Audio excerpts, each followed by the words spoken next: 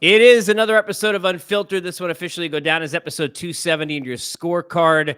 But you can jump on board 24/7, 365, Apple, Spotify, everywhere you get your better podcast. Artist formerly known as Twitter, X if you will.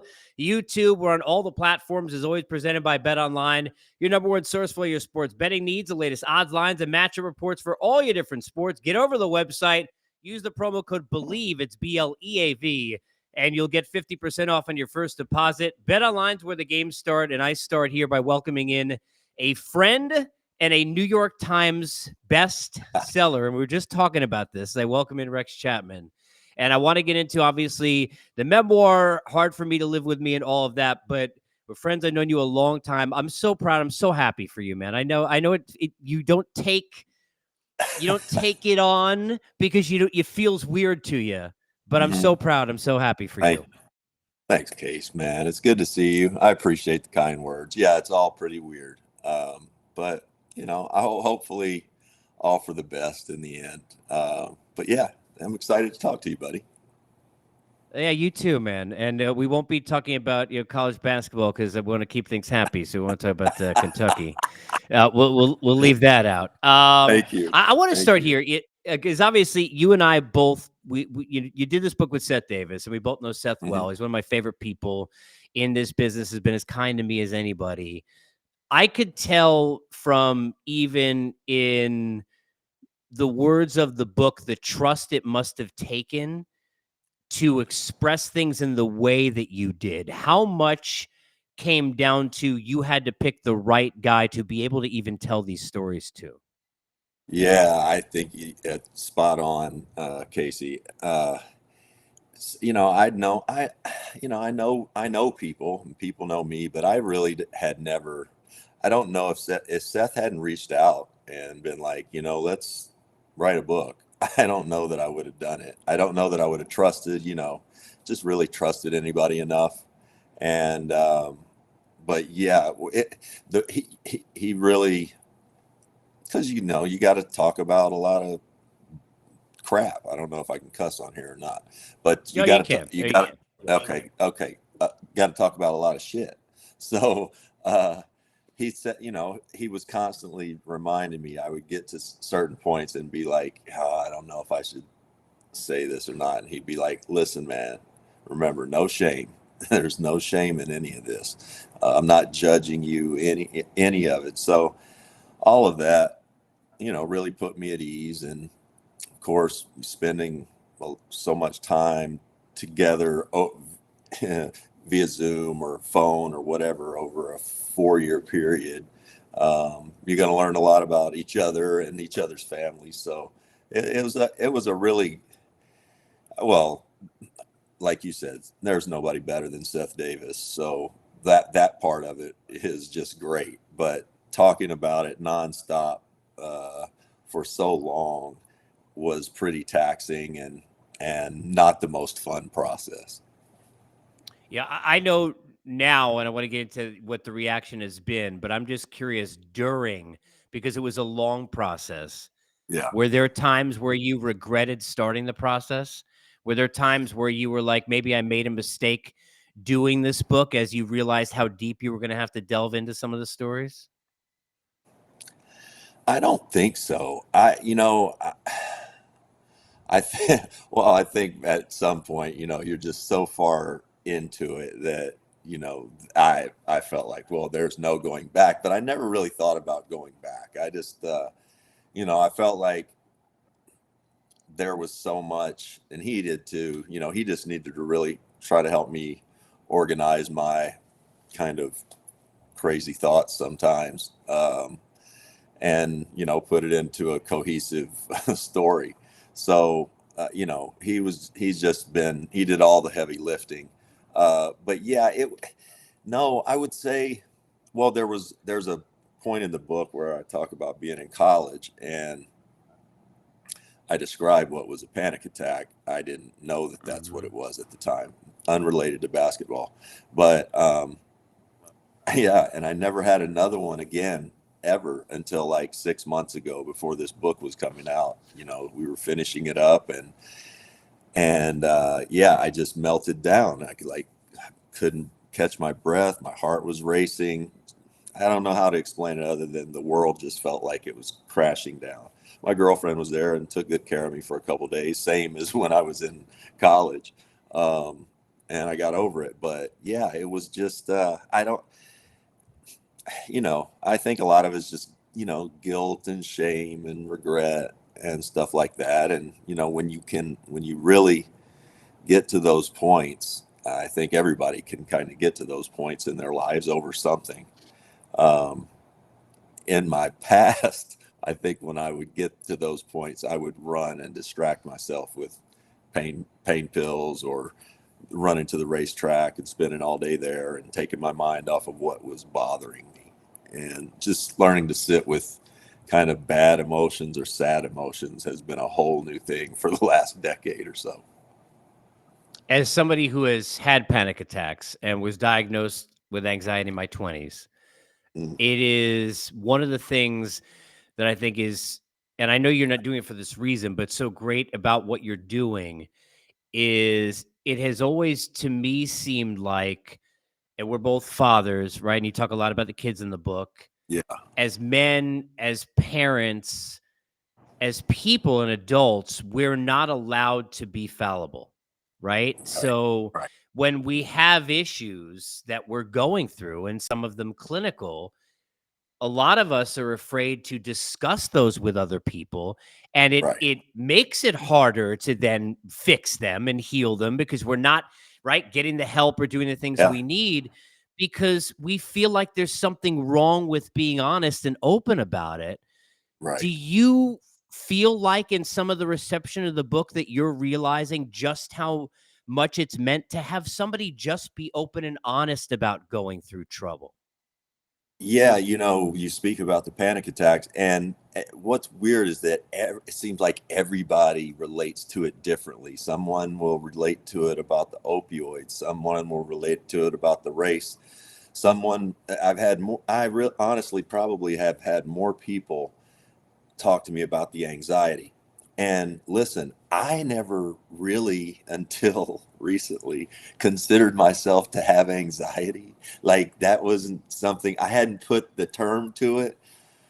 And it wasn't till writing this, I think actually the editing part of this book, that I read it. I got caught reading, and for a second, I wasn't reading about myself. And I went, holy shit, this guy makes himself vomit all the time. He vomits before he plays basketball. Every game from third grade on till his second year in the NBA. That's a little bit of anxiety, I would say, like every day. And I played so much basketball that, whenever I got anxious like that, I would go and throw up. And to this day, I just put this together recently, Casey. My friends have always teased me, my ex-wife, my kids. In the morning when I'm brushing my teeth, I'll gag myself with my toothbrush. Not to where I throw up, but I almost throw up.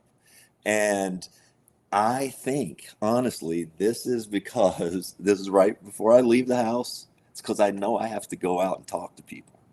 And Yep. for whatever reason, that is a coping thing that I've apparently always done, and never really thought much about it. But yeah, the anxiety part, I think, is apparently a lot of people have it, and I didn't really. Yeah, like you said, growing up in the 70s, you didn't say things like that out loud to your parents or anything. Your dad would most likely be like, shut up, grow up, mature, Mhm. be That's mature. right. Don't, yeah, be Right. Get tough, out, get outside, go play. Right. Right. rub And some dirt on it. and it because you're not allowed, right? If Right, it's like it's right. almost like you're not allowed to feel that way. It's Yeah, interesting. I wrote when I was kind of preparing because it's weird, especially when because rarely you're interviewing somebody that and I don't yeah, want to prepare too much, but something I wrote down that I wanted to ask you about, because this kind of resonates with me. And I think, to your point, how do you know a book is good? How do you know a movie is good? How do you know anything that you ingest is good? It makes you feel something, right? And something yeah, I wrote down was the difficulty that lies within the fact that you could slow the game down, but you can't slow down life. And Yeah. I wrote that because I think it's amazing how many athletes can slow. That is a beautiful game, but it is at the level you played it, not easy. And you're able to slow the game down the way you did between those lines, right?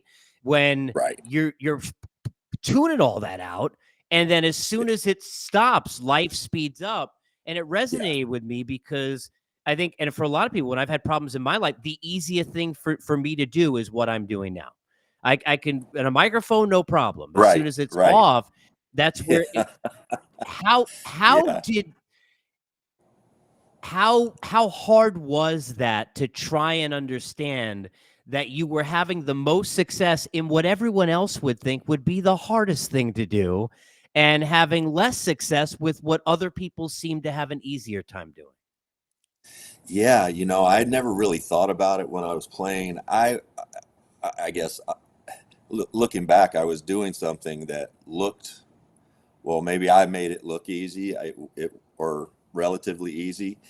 It Mhm. definitely wasn't, but it was something that I had done every single day since I was a child, like a small kid, 5, 6, 7 years old, playing against older kids and all of that stuff. And you hear people talk about it all the time. That was my sanctuary. That was my safe, happy place.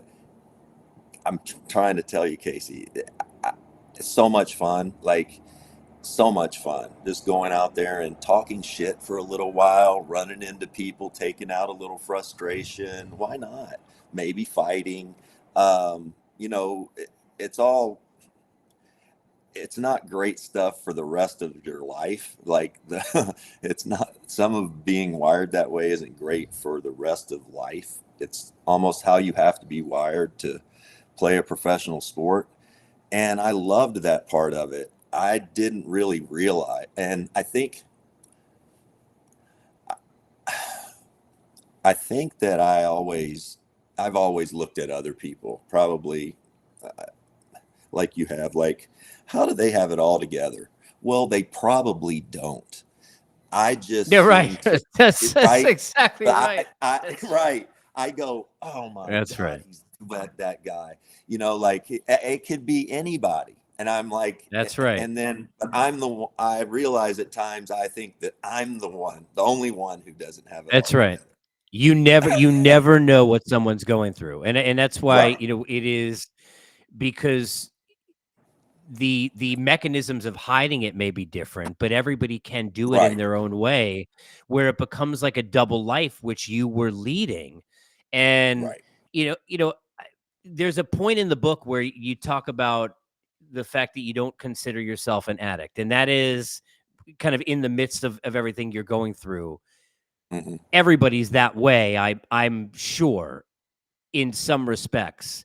What I'm curious about, when was the moment where you realized, and not what you told other people, because I know this, and I think everybody to some extent in their life knows, Hmm. where you're telling somebody what they want to hear, and you're saying, "Oh yeah, no, you're right. There's a problem, and you're right. I've got to cover it." When was the point where you looked in the mirror alone and you knew? That I knew I was an addict, Yeah, with the opioids. yeah, Yeah. So it would have been short. It was shortly after. Well, it was shortly after I was given OxyContin, and I mean, within 2 days of taking that medication, I loved it. It was the greatest thing I'd ever. I felt nicer. I felt smarter, funnier, better dad, better husband, all of that. I just loved it. It made me feel like when people would come up to me and say hi that I didn't know, where in the past that might either annoy me or I would feel like I was being a dick to them. And for whatever reason, that medicine took away all of that anxiety and social anxiety that I'd always had. I felt nicer. And so, from that standpoint, I knew very quickly that I liked this medicine, not for, I mean, yeah, it helped with my ankle, but I knew I liked it. Like, there was something about it that I liked. And I would say within 3 or 4 weeks, when, instead of taking 3 a day, I'm taking 6 a day. And now I'm thinking, oh, I shouldn't be doing this. Maybe, the drug now is telling me when to take it instead of vice versa.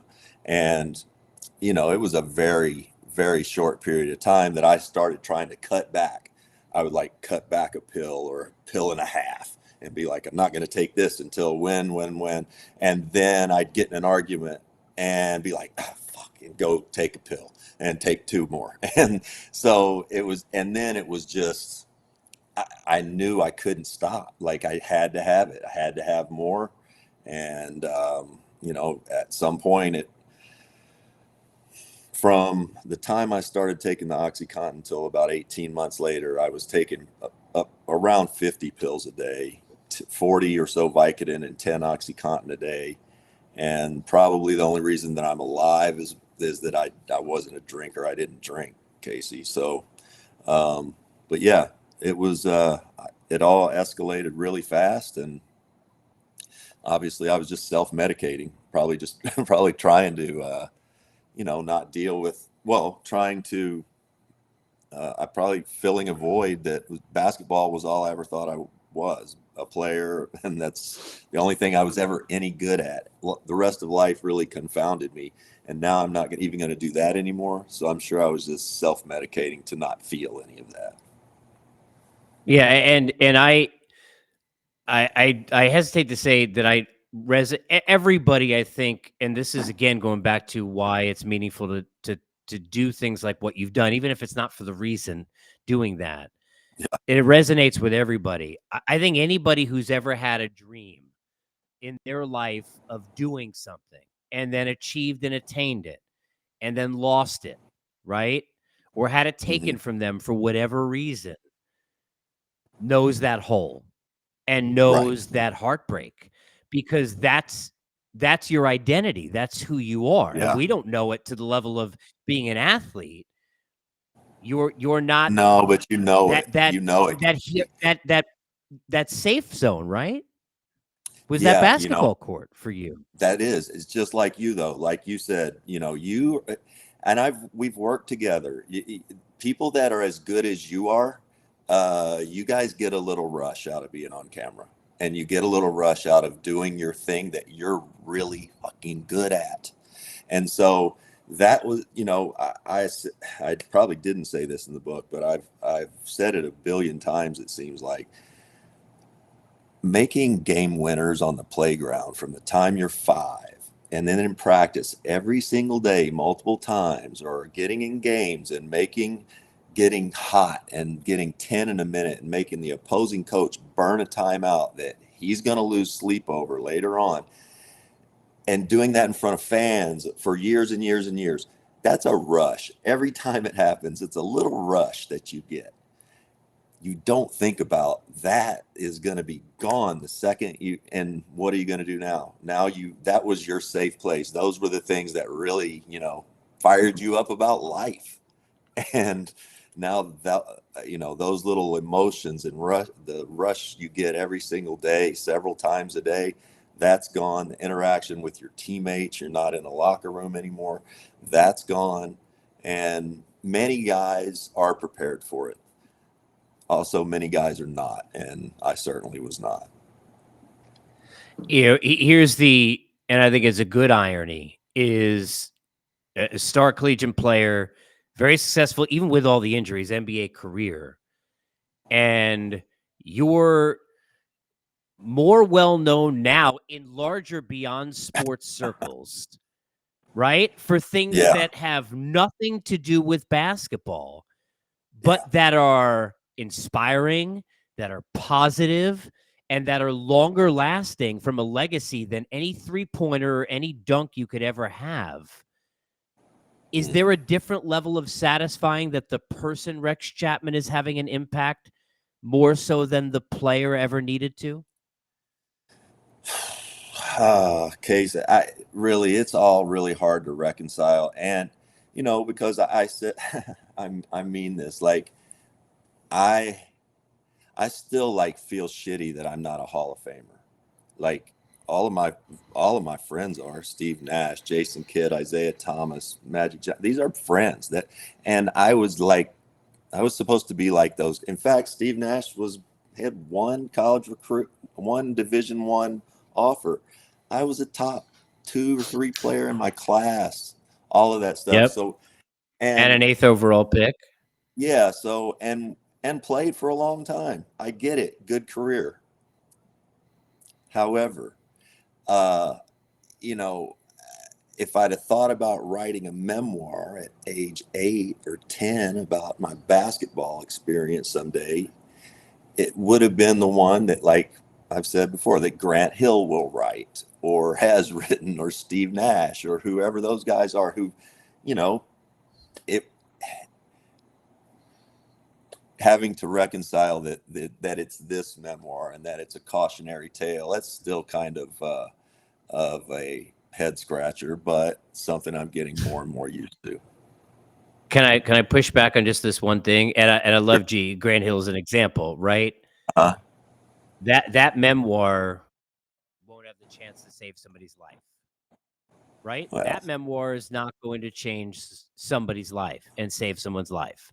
And I'm not trying to over dramatize, yeah, because you're seeing the reaction, right? And we're talking about things like addiction and depression and anxiety and family. These are things that are, something that I heard you say. You said, and I think it was in another interview, you said you were conflicted by being celebrated for screwing up, yeah, right? And I guess my thing that I would say to you is, you're being celebrated for perseverance. You're being I know, celebrated for will, and you're being celebrated for being human, right? Because I more than know. anything else, that's the thing that we're never allowed to be. What's it been like to receive the messages from people who have reached out to you? And I don't mean people like me that you know, but people that Yeah, you don't know who have reached out on social media to talk about what this book has meant to them. it's been amazing, really humbling. Like you said, complete strangers, but again, even friends. Like your friends don't, most of the time. Like if I was to see you, I'd be, Casey, hey, fuck you, man. What's up? Blah blah blah. Blah." It wouldn't be. It wouldn't be. Hey, I've had this one from really good friends. Like, hey, man. All bullshit aside, what you're doing is really something. Blah blah blah blah blah. So I've been getting those. I want to read you one, and just because I got it today, and this is from a person that I really respect, and I think you know who he is, John Amici. Um, Played in the Yeah, NBA of course. forever. Brilliant Mhm. guy, psychologist. And I woke up to this morning. He said, "I hope you take a moment and just sit looking at yourself in the mirror. Just look and know that you've made such a huge difference in people's lives. Your story transcends sport. Your message preserves human dignity. You are a gift. Hope you can see this. As always, peace, brother." Like that stuff it's really hard to take in. It makes me kind of want to fucking cry. You know, But why? I well, I don't know. I think because I think obviously I think because I think so little of myself sometimes, and I've always felt like that. Just you know, I, I don't know. I've always talked to myself poorly, like dumb motherfucker. Like, I'll put something together wrong and cuss myself out. My dad did that. So just a lot of stuff that I've always kind of done that, again, it was ingrained in me for so long that I still, trying to work out of my personality. Sometimes I have found that in our lowest moments, what we lose is pride.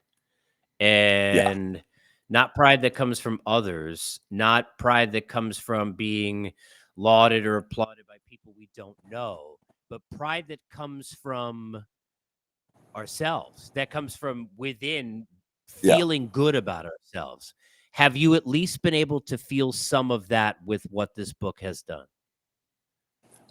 I think I'm starting to. I'm still trying. I, I didn't even think you were going to say that. I thought you were going to say about with where you are in life. I really am.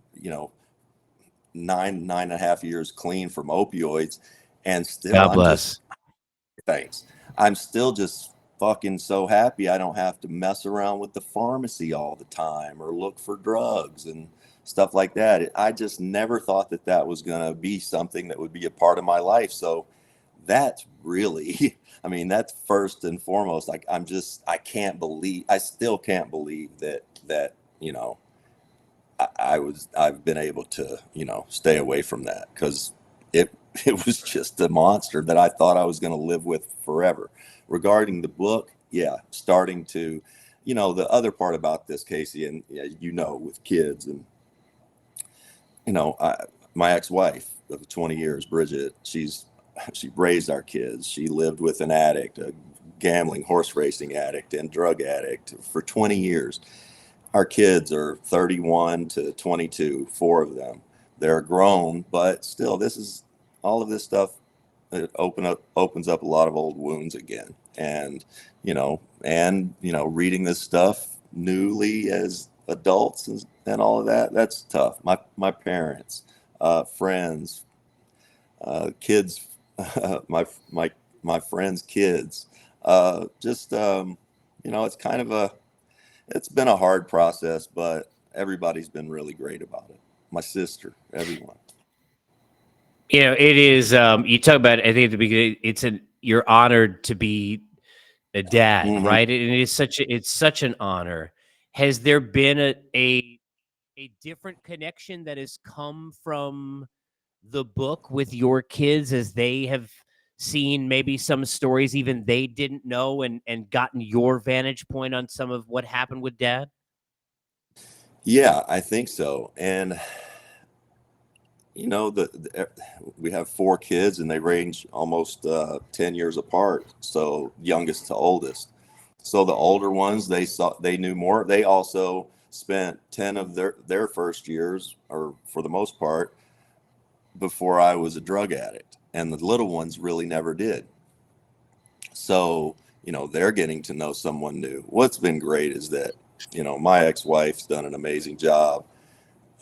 And you know how those relationships can be. They can be very contentious, and, depending on where you are post relationship, um, our kids, uh, they don't, they just judge us for what they see. And I couldn't be more,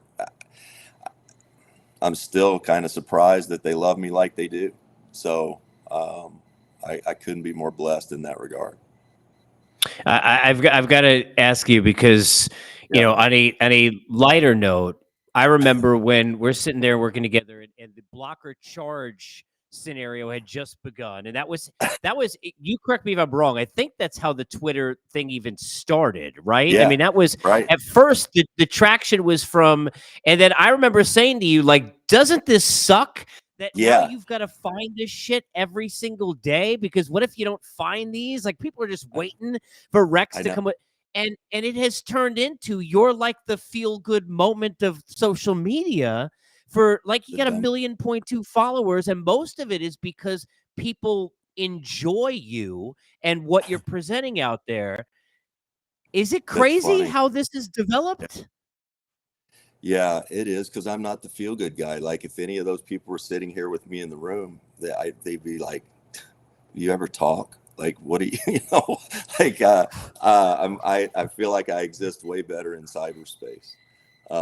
But yeah, like, no, what's so crazy about it is, like I said in the book, Grant Williams came up to me at the combine a couple years ago, and I had my name credential on, and he came up and said, "Rex Chapman." I said, "Hey, what's up, Grant?" He said, "The Twitter guy." And I was like, "Yeah." He had no idea I played basketball. which is insane. Do you feel is there an onus though, seriously, a little bit of, I don't want to say pressure, but that you have to come up with every day different ways to find this stuff? I mean, in terms of every day, because it is No, amazing. Your feed is consistently like wonder. I mean, no, where are you even finding this it's stuff? so easy. It's so easy because at some point years ago, I just wake up and there are several people that I know that just that's what they do. They look at for stuff on Twitter, and I'll wake up and in the morning, and there'll be 30 funny things that have been sent to me, either direct messages or texts, and I'll click on them, and it's the easiest thing in the world. I became that guy where everybody's like, look at this. And some of it's really funny. So if it's funny or heartwarming, I'll throw it out there. But yeah, somehow I became that guy. I know you're still going to, and we won't get into Kentucky, but be in love with basketball and sport. And this book will still feel uncomfortable to you that you're getting all this attention. But when I was thinking about kind of a way I wanted to close this conversation, and I think this is more as a friend than as an interviewer, but have you forgiven yourself? Because when I sit there and I hear you talk and I go into the book, I know you're grateful. I know you're grateful, but Yeah. have you forgiven yourself for what happened and what you That's went through? still, yeah, it's still a process. I think there's a lot of things to forgive myself about. When you're an addict, man, especially gambling like I was, lying, all the lying. And what I think this whole I had I had been in a really pretty good space before we started this book.